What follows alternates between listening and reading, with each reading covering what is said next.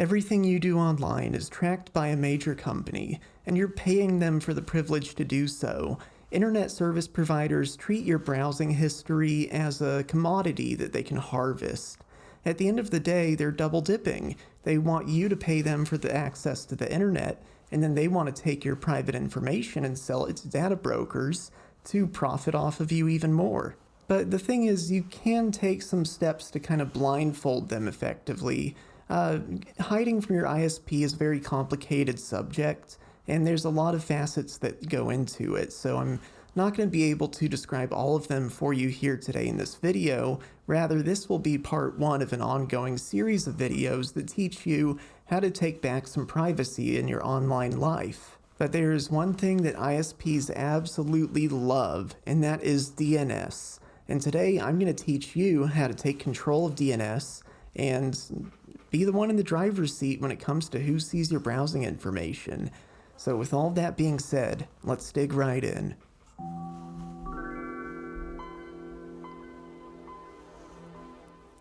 So there's a hidden toll that comes along with your internet service provider.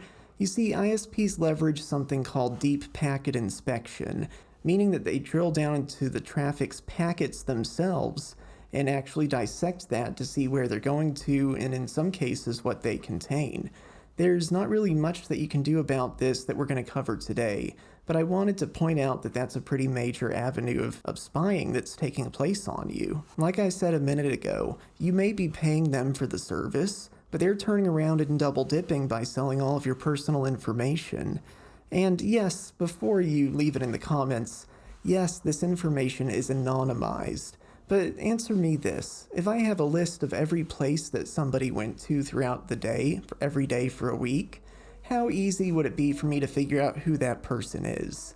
I think you see my point. So even though it's anonymized, there's enough data there to reconstruct a picture of the person behind it. And before you ask, no, your incognito browser does nothing to hide your internet traffic from anybody. All it does is make it so that your history isn't saved to your web browser on your computer. It only affects on your computer.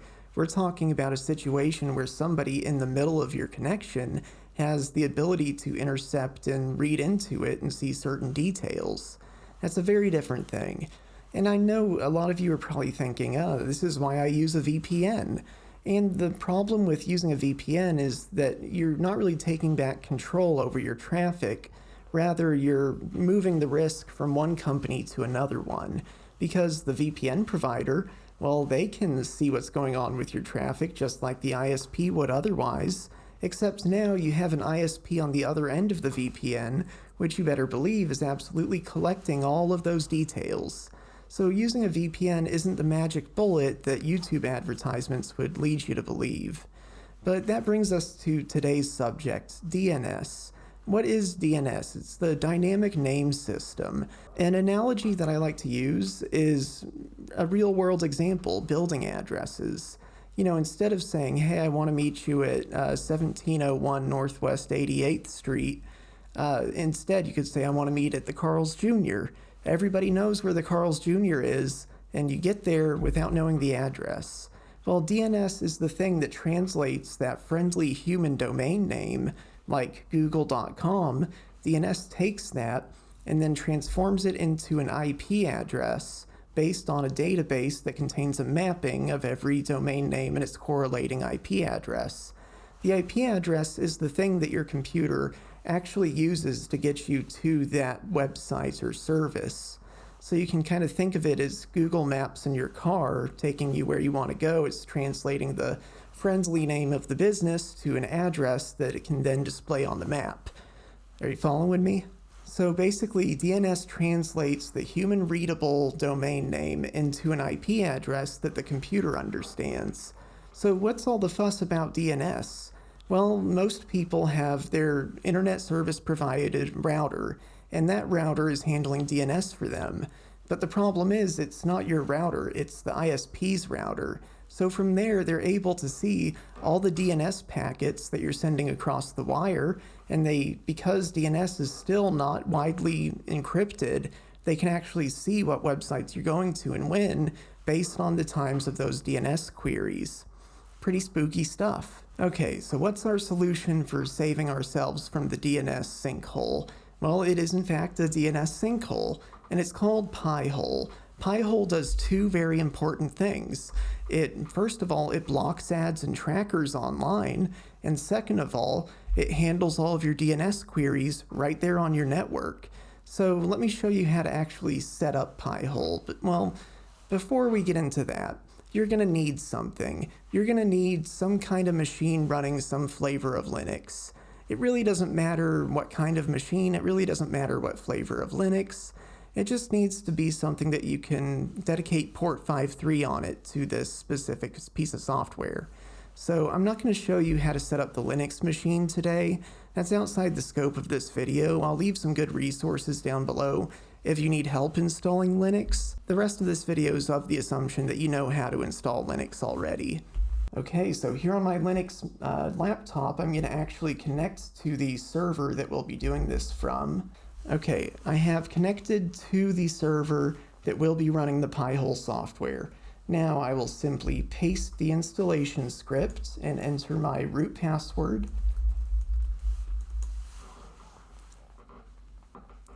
And voila, you have Pi-hole installing. So we're going to skip ahead a little bit, and you're going to join me here in a moment once it's done installing. And by the way, you can get the one-liner installation script from the link in the description down below. Okay, so I do want to show this. It's going to ask us a few questions. So we will hit continue. And now it's asking which DNS we want to use. So you might be wondering, what the hell is this? I thought you said the DNS was going to happen right there. Why does it need a different DNS server? And the answer to that is that it needs a server that already knows what all the IP addresses are to figure out what they are in the first place. It doesn't just know every IP address mapped to every domain name. It has to get that information from somewhere. So here's the thing. It's going to reach out to an authoritative DNS server to get the IP address that first time. The first time it does it, it reaches out to get it. After that, it reuses the copy of that translation from an IP address to a domain name. It holds that copy, so every time you go to the website after that, it's loading it off the same cached results. So it's not reaching out every time you visit a website, only the first time. And then again, I think, depending on how much of a time frame you give it to refresh. So for this example, I'm going to use Cloudflare's DNS service. You'll include the block list. We want query logging. I want to show everything. Okay, and it is now installing, so I'll join you back in just a second. Okay, this is very important. It's telling us that we need to log in. It's given us this password right here, so I will control-click to follow that link. And now it wants the password. So the password is right over here. We're just going to enter that. Okay, and we are in our Pi-hole server. It's really that easy. You really have no excuse to not do it at this point. So now that you have your Pi-hole server all set up, there is an aspect of this that you're going to have to freestyle. So all the devices on your network, they don't know about the Pi-hole yet. You haven't told them about the Pi-hole, so they're not going to use it. They're still going to use your router's default DNS server. So what you need to do, and this is different for every different router in the world, but what you need to do is log into your router and then change the default DNS server to the IP address of your Pi-hole. I can't show you how to do that. Every router is different for the most part, so you're going to have to Google it for your specific make and model. Now, you may be in a situation where your router is provided to you by your internet service provider and it doesn't expose that functionality to you. You're not up a creek quite yet, you just have to get a bit more creative. Consider using something like Tailscale, which is a mesh VPN that allows you to connect to your devices from anywhere without opening any ports. You can use the Pi-hole as the DNS server in your Tailscale VPN, and now you have your own ad-blocking VPN that lets you connect to all your own devices. That's pretty damn cool, right? Stay tuned, and I'll show you how you can do that for yourself in a future video.